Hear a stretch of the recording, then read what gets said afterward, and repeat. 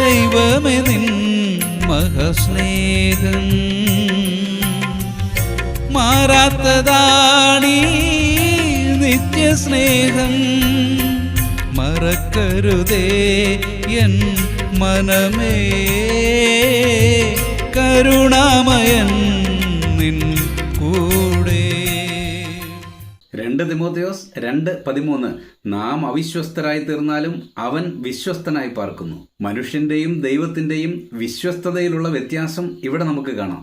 മനുഷ്യൻ ഈ മേഖലയിൽ പലപ്പോഴും പരാജയപ്പെടുന്നവനാണ്. ആരെല്ലാം ഉപേക്ഷിച്ചാലും ഞാൻ കൂടെയുണ്ടെന്ന് പറഞ്ഞിട്ട് നിഷ്കരുണം 3 വട്ടം യേശുവിനെ തള്ളിപ്പറഞ്ഞ പത്രോസ് ഇതിന് നല്ലൊരു ഉദാഹരണമാണ്.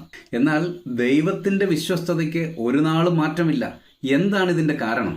കാരണം ആ വാക്യത്തിൽ തന്നെ ഉണ്ട്, വിശ്വസ്തത എന്ന തൻ്റെ സ്വഭാവം ത്യജിക്കുവാൻ ദൈവത്തിന് കഴിയില്ല.